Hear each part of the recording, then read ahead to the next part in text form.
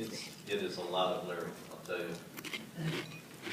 These made so much difference in what's happening here in the city, and I want to thank you. Okay, let me just run. How many people were here in June when we did the presentation? Okay, so for you people, some of this you'll have seen before, but what we're trying to do is ask you, did we get it right? And for people who weren't here in June, we're going to try and fill you in on what we've done so far and how we got to where we're at.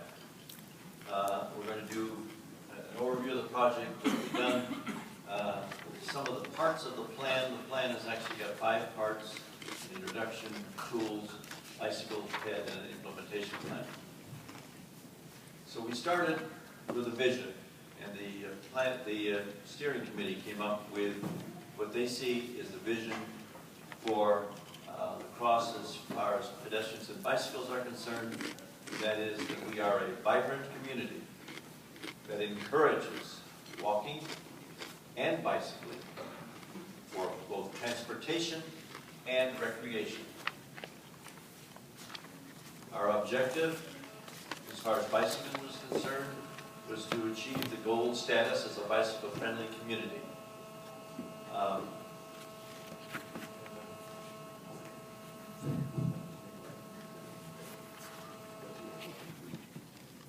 Okay, let's stop. From walking, the same kind of thing, to recognize La Crosse as a walk-friendly community.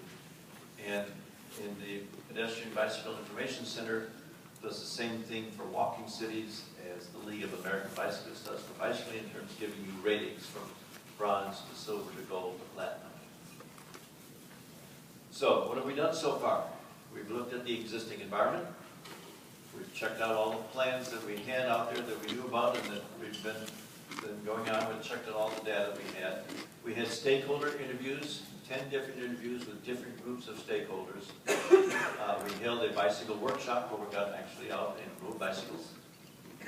We did a pedestrian workshop where we actually went out and walked and used our smartphones that we could then record where we found problems and went right into a GIS map, and we got all the problems that we think pedestrian kinds of problems mapped now as part of that, and that's part of where the pedestrian plan came from. And then in June we had a public meeting.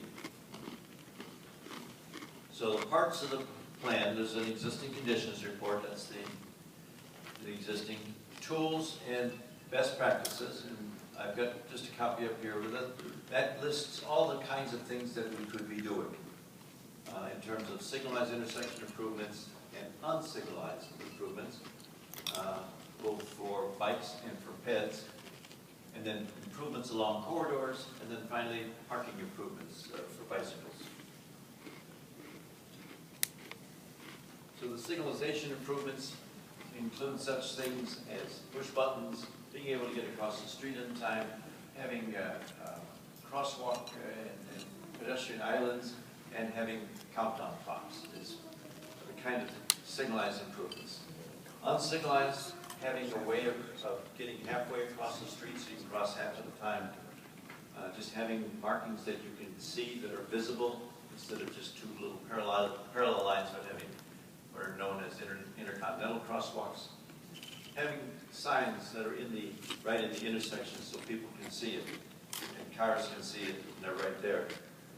And having a rectangular rapid flash beacon. You've got 2 of those already, and that's something that is also really makes it possible for pedestrians to cross busy streets like Mormon Coulee. This is the one down by Gutters and Lutheran. Corridor improvements, putting in bike lanes, putting in shared lane markings. We're going to be talking about putting in bicycle boulevards and doing road diets where you can just take a road and make it safer for pedestrians, for cars, and for bicycles by taking out where you have 2 lanes in each direction, having just 1 lane in each direction plus a left turn lane, which doesn't reduce the capacity because that center lane was never available anyway because it was always cars turning, but it slows the cars down. And when you do that, you also have room for bicycles. So it makes it safer for everybody. And then finally, parking improvements for bicycles. From the really gorgeous artwork that you have, and just making sure that there's parking for everybody, and even the bike corral that we have down on 4th Street. The bicycle and the pedestrian plans are formatted in terms of making sure we've covered 5 different areas. The engineering part, I'm an engineer, and that's easy for me. I like doing engineering, but we need to also make sure there's an education component, an encouragement component that gets people out there, enforcement to make sure that what we have out there is enforced, and then how do we evaluate what we've done to make sure that we have actually done. So the bike plan has got bike routes, which are just sign routes. We have shared lane markings. You've seen the Sherrills out there.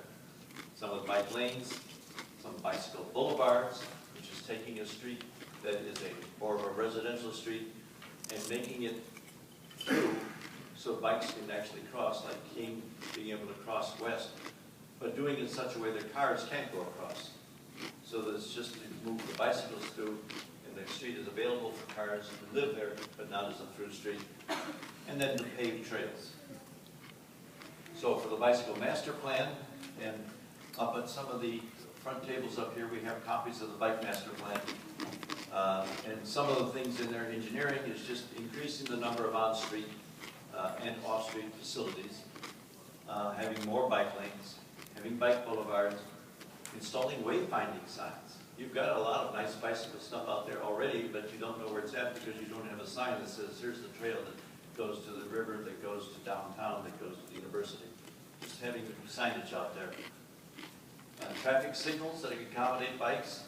Someone just reminded me tonight that Lacrosse and, what's the street by the university there? East Avenue. It is, Lacrosse and East. And very nice signal. It doesn't detect bicycles. And that's something we can do. I mean, that's not too difficult to be done, but those are the kinds of things that need to happen. And to find where the weak links are in the bikeway network. From an education standpoint, we want to make sure that bike safety actually gets covered in our schools. We want to have more League of American Bicyclists certified instructors in town, and to have bike safety training for the bus drivers and other city employees, so they understand how bicycles operate and how to operate around bicycles. From an encouragement, we want to have more bike-friendly businesses. We already have a good part. You're well underway. We have a number of local firms that are already been labeled as bronze firms in terms of bicycle encouragement. We'd like to have more of those and maybe move some of those up in their level. To have the universities achieve that. The universities are doing a lot of things, but they've never applied to get that certification, and there's other things they can do to become more bicycle friendly, because students are a major place for people to be riding bicycles. They can't afford cars